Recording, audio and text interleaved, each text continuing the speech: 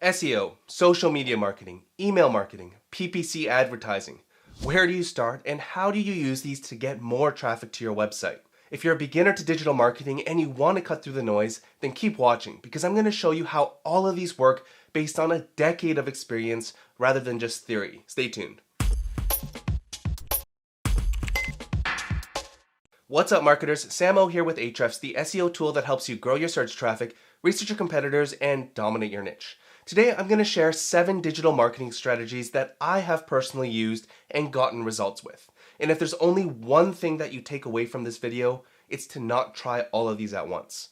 Instead, pick one of these strategies, experiment, and master the channel before moving on to the next. Let's get to it. So before we dig into these strategies, you need to make sure that you're adopting today's mindset of the consumer. Today we live in a content-first world. People are looking for information before they buy. So you need to really put yourself in the buyer's shoes rather than allowing yourself to get blinded by how great you think your products and services are. The mentality you need to adopt is to help people rather than trying to cold sell them. When you help people solve problems through free and valuable content that is relevant to your business, you reach larger audiences and build trust. The best part is that you get the opportunity to show people how your products and services can help them solve their problems and fulfill their desires and needs. Alright, so the first internet marketing strategy is blogging with SEO in mind. Now, blogging isn't writing about what you did today or even something more noble like an epiphany you had. That's a diary. But don't get me wrong, this kind of content can work well if you have an existing and loyal audience.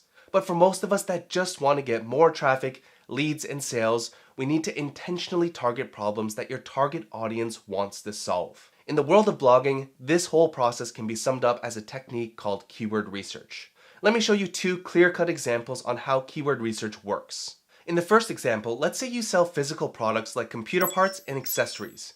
What do you think future customers might be searching for in Google? Probably questions like, why is my computer so slow? How to build a computer? How to speed up a computer? These are all very real problems and people are looking for solutions. In fact, Ahrefs Keywords Explorer tells us that these exact search queries get tens of thousands of searches each month. Now, the best part about these specific queries is that you can help people solve their problems while integrating products from your store in the content. Why is my computer so slow could come down to a hard drive, CPU, or RAM problem. So help your readers diagnose the problem and offer product solutions within your post. How to build a computer would be a super easy plug for any computer components. They're already showing intent to build, so it's unlikely that they've already purchased parts and peripherals. Alright, second example. Let's say you're a real estate agent and you're compensated when someone buys, sells, or rents a property. Now, the thing that most agents do is boast about how many homes they've sold or how they won an award that you nor I have never heard of. My point is that the average buyer or seller doesn't care. And to prove my point, no one's searching for things like which realtor won the most awards in New York. But again, potential customers are looking for solutions to their problems. Problems like how to invest in real estate, how to buy a house, what credit score is needed to buy a house. And again, these all have the potential to attract a massive audience.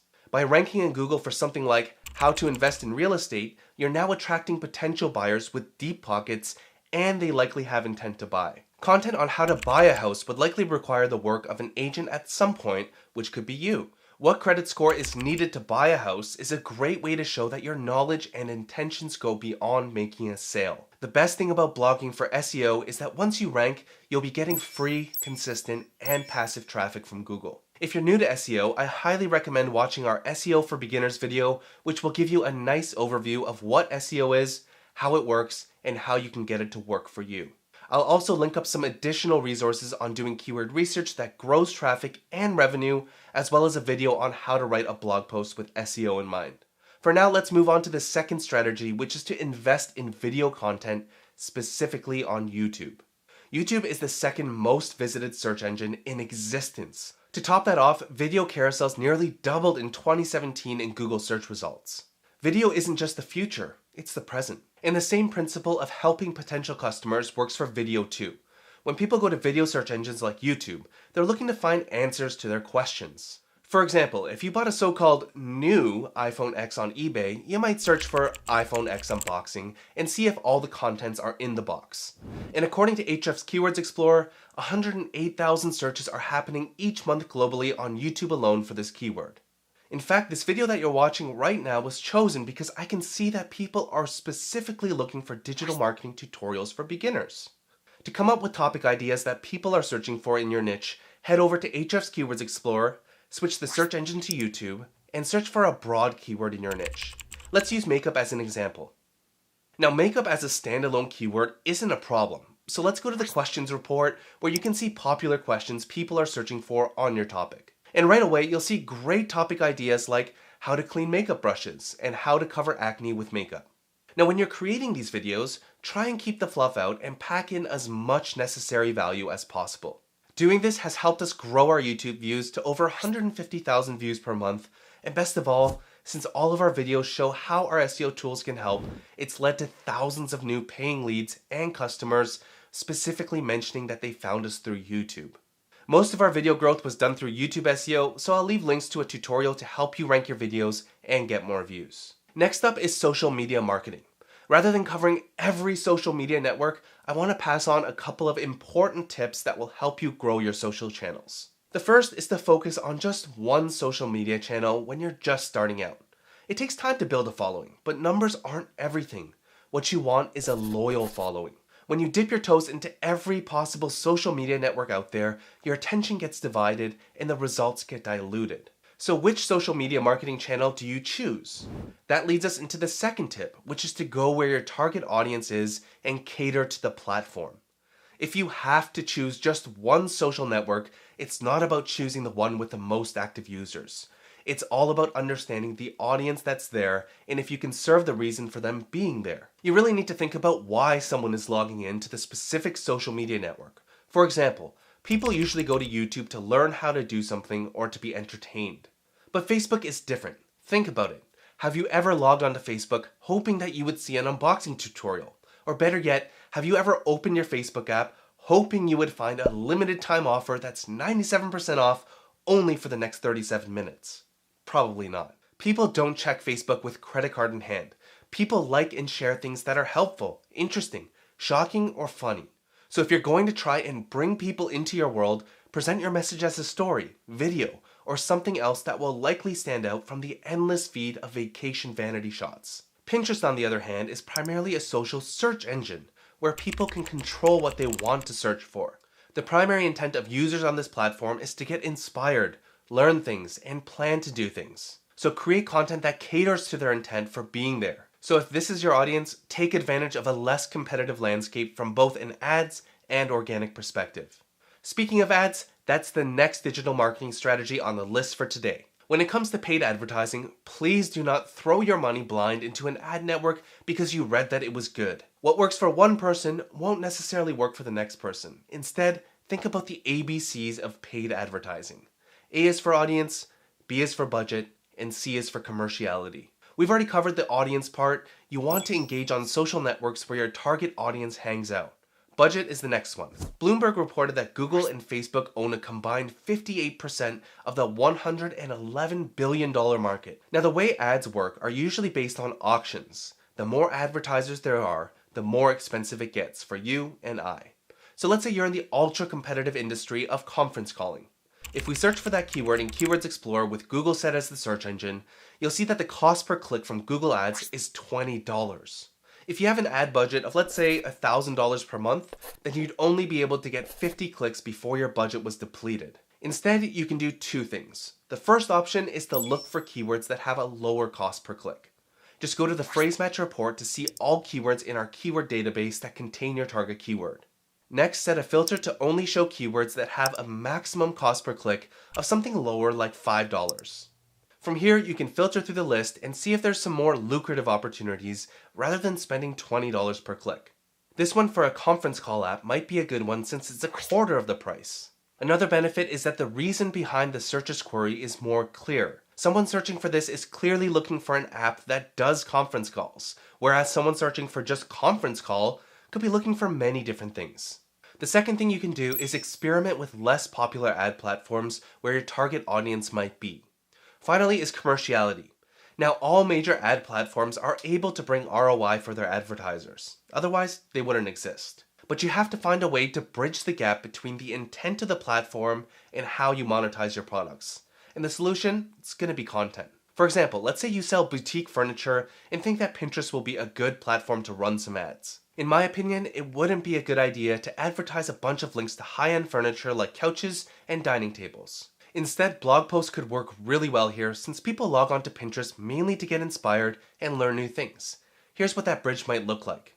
Pinterest ads would be the discovery tool. You pay them money and they'll show your pin. The bridge would then be a helpful blog post on, let's say, 11 interior design tips for your living room that won't break the bank. And within that content, you could showcase your products where it supports the tip you're speaking of. Nail the ABCs of paid ads and increase your chances of actually converting your hard-earned dollars into ROI. Next up is one of my favorites, and that's podcasts. Now, there are two ways to look at podcasts. First is to create your own, and the second is to be interviewed on someone else's podcasts. Creating your own podcast can be great for brand and building an audience. But if you're just starting out, it can take quite a bit of time to get any sort of traction. Getting interviewed on podcasts is a different story. Podcasters are always looking for interesting people to interview. Even if you don't have a ton of experience in the online world, your offline experiences and expertise could be a great way to land yourself a position on a popular podcast. Now, if you don't know which podcast you should approach, an easy way to find opportunities is to look at your favorite podcasts and find someone in your industry that has been interviewed. Looking at the podcast page for Entrepreneur on Fire, you'll see this episode with Jim Kwik. Now, if we click through to the interview, you'll notice two things. The first is that the guest name is in the title. This is very common for podcast interviews. Second is the link on the page. The host will almost always link to the guest's homepage in the show notes. Knowing this, we can use a tool like Ahrefs Site Explorer to find all podcasts they've been interviewed on. So I'll enter in jimkwik.com, and I'll also set the search mode to a URL search so we can find pages that are linking specifically to the homepage.